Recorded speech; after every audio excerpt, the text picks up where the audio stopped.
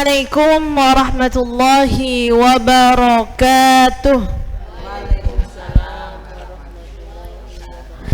Bismillahirrahmanirrahim. Alhamdulillahirrabbilalamin.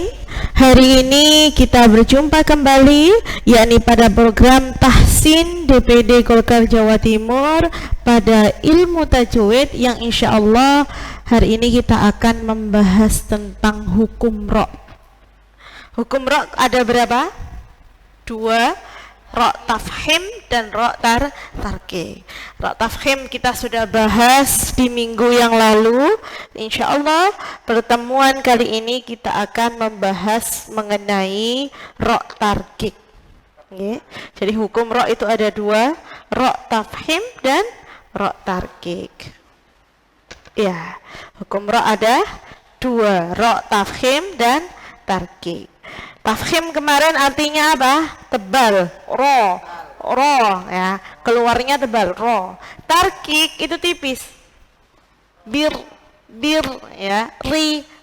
Ya, jadi tarqiq itu suaranya meringis. Ya, pengertian tarqiq secara bahasa artinya tipis, kurus, ya. Secara isti'la, tarqiq adalah mengucapkan huruf dengan cara yang ringan, ya. Jadi tidak boleh tebal, sifatnya tipis, jadi pengucapannya ringan, sehingga ketika mengeluarkan suara tidak sampai memenuhi mulut. Kalau tafkhim kan tebal, ya, mulutnya penuh, ro. Ya. Kalau tarqiq tipis, ya, ringan, ri, ya, bir, ri, ya. Jadi bedanya seperti itu antara tebal dan tipis. Coba jenengan perhatikan, saya bikinkan bagan, ro tarqiq. Apa tadi pengertiannya?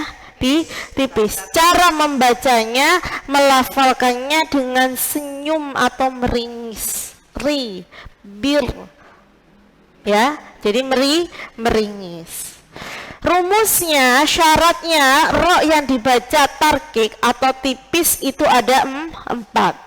Kalau saya dulu waktu di pondok belajarnya begini, ro kasro tanwin, ro sukun yang didahului harokat kasro, ro hidup didahului ya sukun dibaca wakof, ro hidup didahului huruf mati selain ya yang sebelumnya ada kasrah dibaca wakof. Waduh, angel saya ngapal nawe.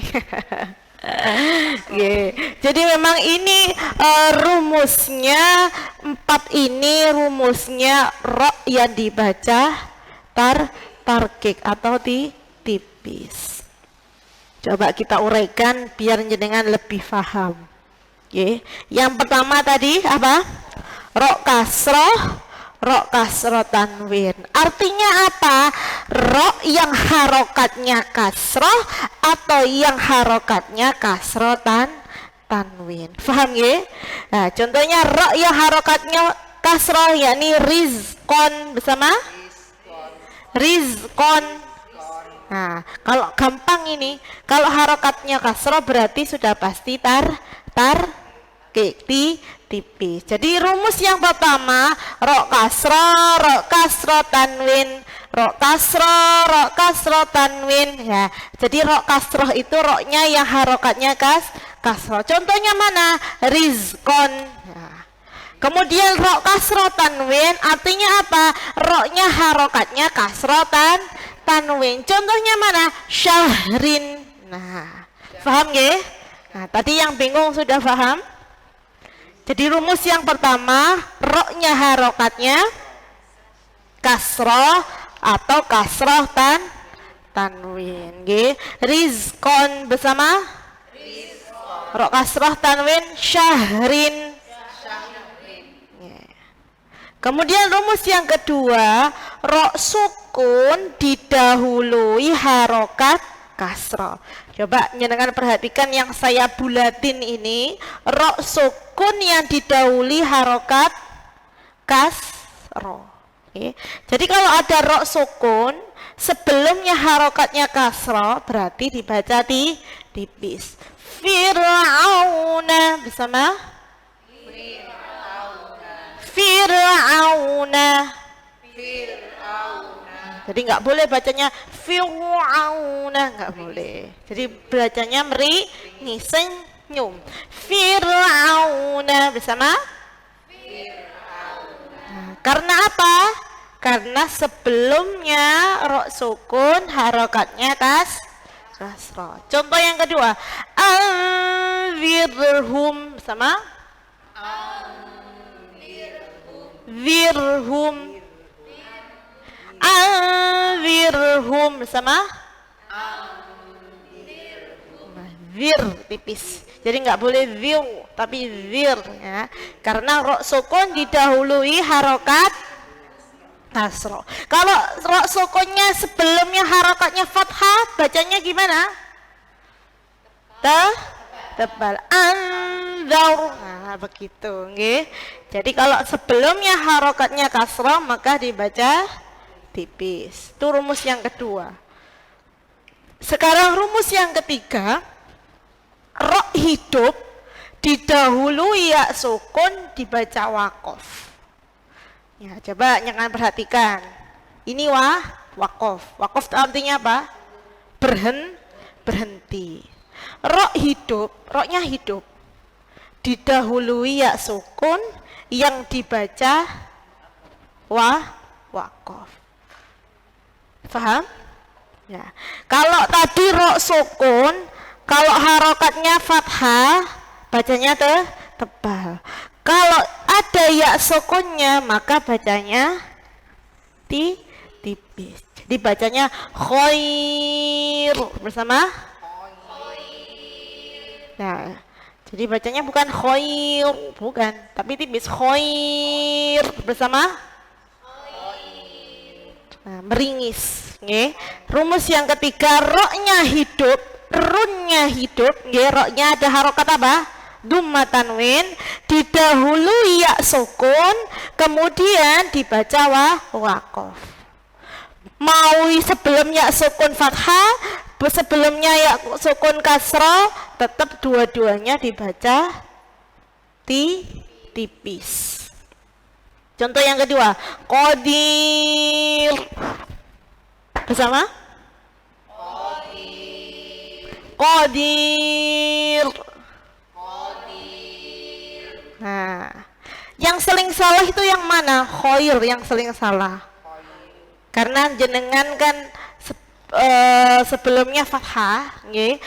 Orang-orang banyak yang berpikir kalau itu dibaca tebal. Padahal karena ada ya sukun, jadi harusnya dibaca tipis ya. Kalau yang ini kan jenengan sudah pasti paham. Wala sadurunge kasroh berarti pasti tipis. Jangan tidak menipiskan pun kita sudah tipis. Qadir kan gitu nggih. Yang sering salah yang ini nggih. Khair gitu bacanya. Sering sekali salah. Khair gitu nggih.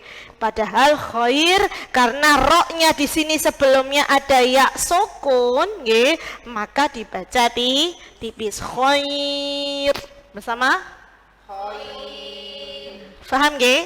Jadi kalau roknya hidup sebelumnya ada ya sukun, harokatnya baik fathah atau dhammah, baik fathah atau kasroh, dua-duanya dibaca apa? Tipis. Paham sampai sini nggih? Itu rumus yang ketiga. Sekarang rumus yang terakhir. Gampang kan? Paham kan nggih? Sekarang yang keempat. Ro hidup didahului huruf mati selain ya. Nggih. Yang sebelumnya ada harokat kasroh dibaca wakof. Bisa membedakan dengan yang tadi. Roknya hidup didahului huruf mati selain ya, sebelumnya harokatnya kasroh. Kalau didahului ya sukun, harokatnya boleh fathah, boleh kasroh. Bacanya tipis. Tetapi kalau huruf mati selainnya, harokat sebelumnya harus faham? Paham sampai sini? Kalau yang tadi saya ulang lagi nggih. Roknya hidup, sebelumnya ya sukun. Roknya hidup, sebelumnya ya sukun. Tetapi sebelumnya ya sukun tadi boleh fathah, boleh kasroh. Nggih. Paham nggih? Lah, kalau yang keempat ini hurufnya mati selain ya. Selain ya sukun tadi, tapi sebelumnya harokatnya harus kasroh. Kalau harokatnya fathah, boleh dibaca tarkik? Tidak boleh. Berarti bacanya tafkhim tebal. Faham nggih? Contoh sihar.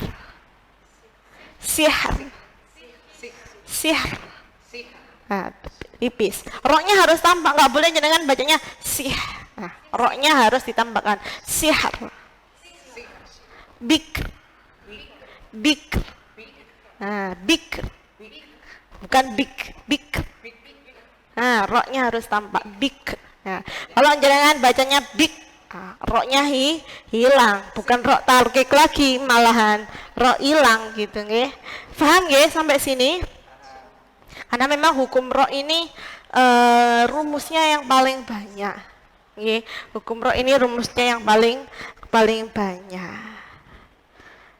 Coba masih hafal belum? Yang pertama tadi apa? Rok kasro tanwin. Nggih. Yang kedua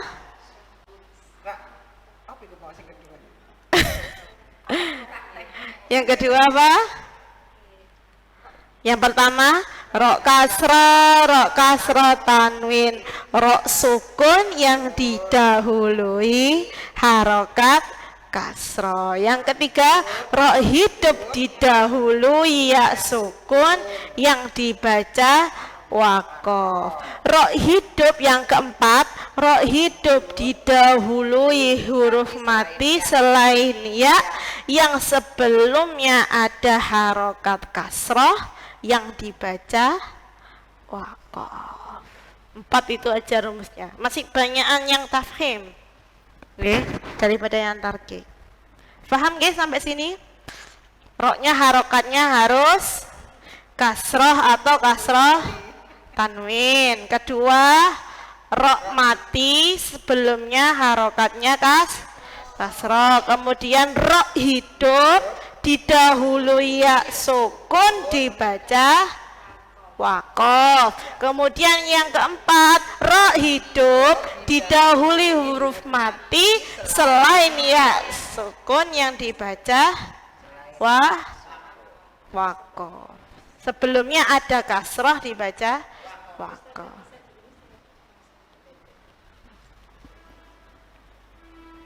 Betul nggih? Sudah? Paham nggih? 4 rumus tadi? Ya. Nih, perbedaan antara tafkhim dan tarkik, nggih. Jenengan biar semerap.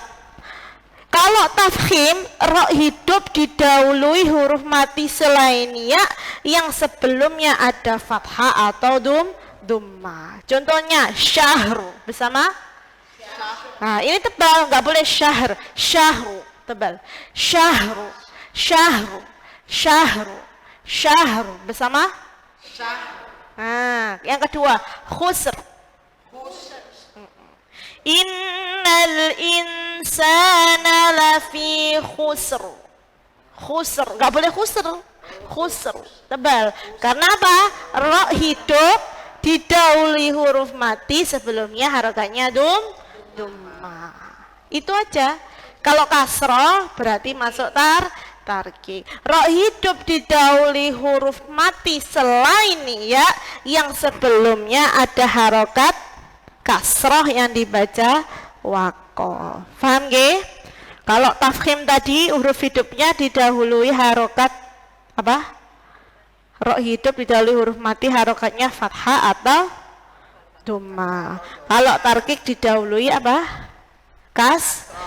Paham nggih? Dari contoh ini, dari penjelasan ini jenengan sampun paham? Saya ini bikinnya ini benar-benar gimana caranya jenengan paham. Nggih. Ngoten nggih. Nah, banyaknya kita biasanya di surat Al-Asr. Wal 'asr. Itu ro tafkhim apa tarkik? Tebal ya. Tafkhim. Karena apa? Ro-nya hidup didahului huruf mati sebelumnya fathah. Wal 'asr. Bersama? Wal 'asr. Nah. Yang kedua, innal insana lafi khusr. Ayo, tebal apa tipis? Tebal apa tipis? Kenapa kok tebal? Nah, karena ro-nya hidup didahului huruf mati sebelumnya dhamma yang dibaca waqaf. Paham berarti. Tetapi ketika jenengan lanjut, biasanya kan lanjut, innal insana lafi khusrin illa. Jadi tipis. Karena apa? Ro kasro tanwin. Karena ro-nya harokatnya kasro tanwin. Paham? Nah, jadi khusrin ini ada dua cara baca. Kalau jenengan berhenti, ro-nya tebal. Kalau jenengan lanjut, maka ro-nya tipis. Paham kan, nggih?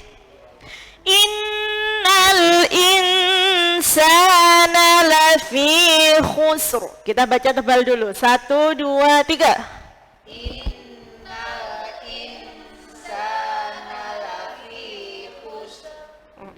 Sekarang kita baca tipis. Innal insana lafi khusrin illal ladzina amanu. Bersama 1, 2, 3. Innal insana lafi khusrin illal ladzina amanu. Illalladzina amanu wa 'amilus solihati wa tawasaw bil haqq. Bersama? Illalladzina amanu wa 'amilus solihati wa tawasaw bil haqq wa tawasaw bil haqqi wa tawasaw bis sabr. Sabr tebal atau tipis? Tipis ya. Ayo, masih bingung ya, masih bingung. Ada ro hidup sebelumnya huruf mati, harokatnya sebelumnya apa? Fathah. Maka tebal. Bersama watawa. 1, 2, 3. Watawasaw bil haqqi watawasaw bis sabr. Nah, sudah paham nggih sampai sini? Nah, sekarang kita contoh lagi. Innahu ala raj'ihi laqadir. Tebal apa tipis? Karena apa? Karena ro sukun sebelumnya harokatnya kasroh. Bersama 1, 2, 3. Innahu ala raj'ihi laqadir. Yauma tublas sarair. Yauma tublas fama lahu min quwwatin wala nasir. Bersama? Fama lahu min quwwatin wala nasir. Nah, ketiga-tiganya ini ro apa? Ro tarkik atau ro tipis, karena semuanya ro sukun didahului harokat kasroh. Oke, sekarang kita masuk ke jawazul wajhain. Apa sih jawazul wajhain? Kalau diartikan secara bahasa artinya bermuka dua. Iya. Kalau jawazul wajhain, kalau secara bahasa kita artikan secara bahasa, itu artinya bermuka dua. Kenapa hukum ro ini ada bermuka duanya? Ya, karena apa? Ro ini boleh dibaca tebal, boleh dibaca tipis. Kenapa dinamai jawazul wajhain yang artinya bermuka dua? Karena apa? Jenengan boleh baca tebal, boleh juga baca tipis. Syaratnya ada berapa? Ada 3. Yang pertama, ro sukun yang didahului oleh huruf yang berharokat kasroh, tapi setelahnya huruf isti'la. Huruf isti'la itu apa? Huruf yang terangkat. Huruf yang terangkat. Huruf isti'la ada berapa? Ada tuh 7. Kha, shad, dad, ghain, ta, qaf, dha. Kuncinya ada di sini. Ini huruf isti'la.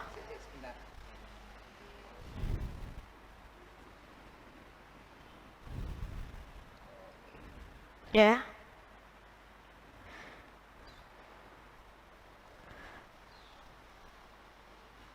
Sudah, coba jangan perhatikan. Kalau sesuai dengan rumus ro tarkik tadi, kullu firqin kattaudil azim. Kalau sesuai rumus ro tarkik tadi, fir ini harusnya bacanya tipis apa tebal?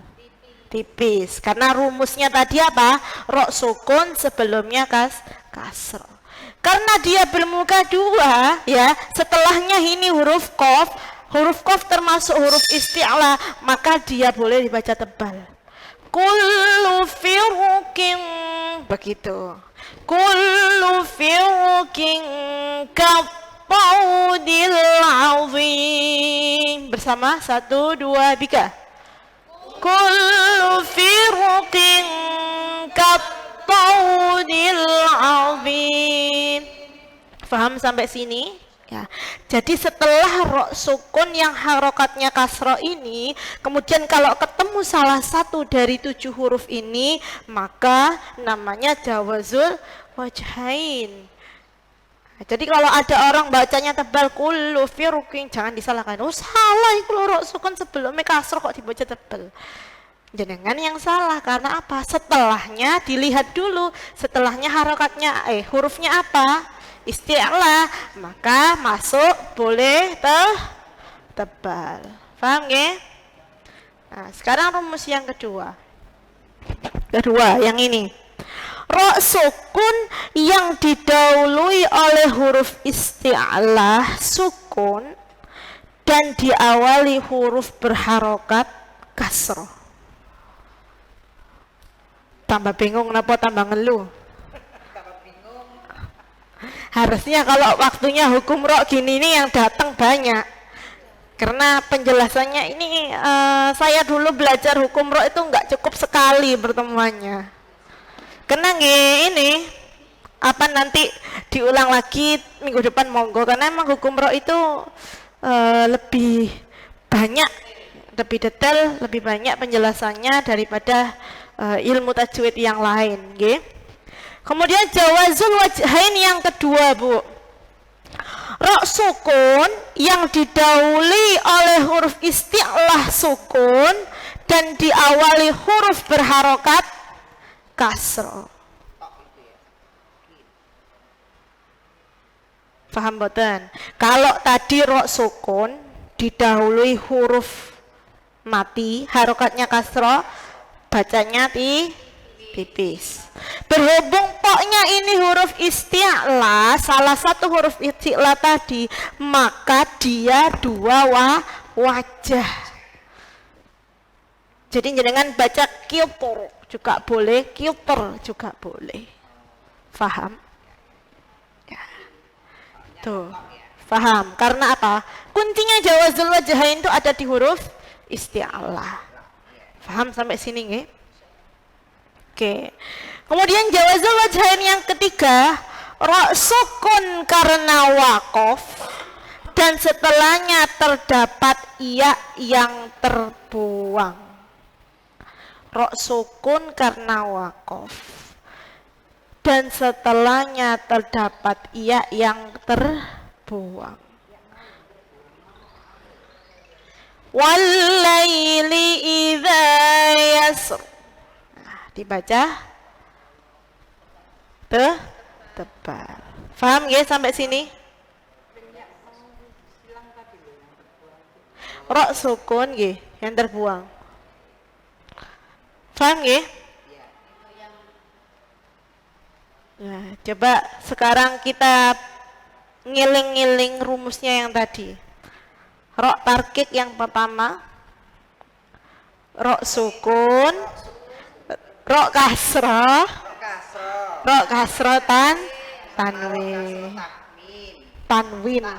tanwin.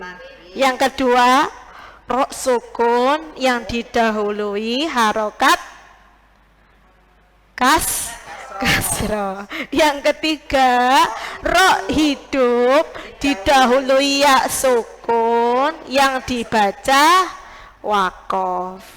Huruf sebelumnya boleh fathah, boleh kasroh. Kemudian yang terakhir, ro hidup yang didahului huruf mati selain ya yang sebelumnya harokatnya kasroh yang dibaca waqaf. Angel temen nggih. Iya sudah mantuk ae nggih memang ngoten. Jadi sebenarnya yang lebih susah itu yang di huruf-huruf mati begini. Syahru, khusr, sihar, pikir. Ya, yang lebih susah untuk jenengan fahami. Kalau yang ro biasa gampang. Jadi pokoknya sebelumnya itu harokatnya kasroh pasti tipis. Kalau harokatnya fathah atau dhammah pasti tebal. Memang belajar ini namanya waqaf tamam ini memang agak susah. Cuman kuncinya ada di mana tadi? Kuncinya ada di mana? Huruf isti'la. Jangan cukup menghafalkan huruf isti'lah saja. Nggih, khaf shad dot ghain ta qaf la 7 itu. Nah, kalau ketemu huruf isti'lah jangan boleh baca tafkhim, boleh baca tahqiq. Namanya jawazul wajhain, bermuka dua. Jadi jangan kalau ngilokno koncoe bermuka dua pakai bahasa.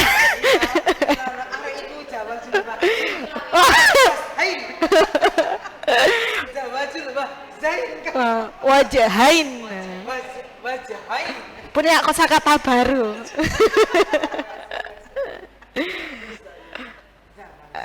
Jawazul wajahain. Dalam? Bukan itu. Oh nggih, pelan-pelan. Ya jawazul wajahain tadi loh. Bermuka dua. Nggih, ya tafkhim, ya tarkik. Gitu kan? Ngoten nggih. Ya, jadi ada 7 huruf isti'la yang dia menjadi kunci jawazul wajhain. Sampai sini sudah paham? Ya, alhamdulillah. Ya, saya memaklumi kalau jenengan nggak langsung paham karena memang saya dulu juga belajarnya nggak hanya sekali pertemuan hukum ro itu. Karena harus beberapa kali pertemuan karena dia pengertiannya, penjelasannya lebih banyak daripada ilmu-ilmu tajwid yang lain. Ngoten nggih? Kurang lebihnya saya mohon maaf. Nanti kalau jenengan masih bingung kan ada di YouTube, jadi bisa diputar lagi. Oh, Ustazah Vivi tadi jelaskannya piye ya, aku kok nyampe rumah lali lagi. Jadi nanti dibuka lagi YouTube-nya. Jadi kita bersyukur karena kita belajar ini didokumentasikan. Jadi sampai kapanpun, 1 tahun, 2 tahun ke depan, jenengan kepingin ngaji lagi, dibuka lagi di YouTube bisa. Ngoten nggih. Sekarang kita memanfaatkan media, nggih. Itu untuk belajar ngaji juga, ngoten. Jadi kurang lebihnya kula mohon maaf. Assalamualaikum warahmatullahi wabarakatuh.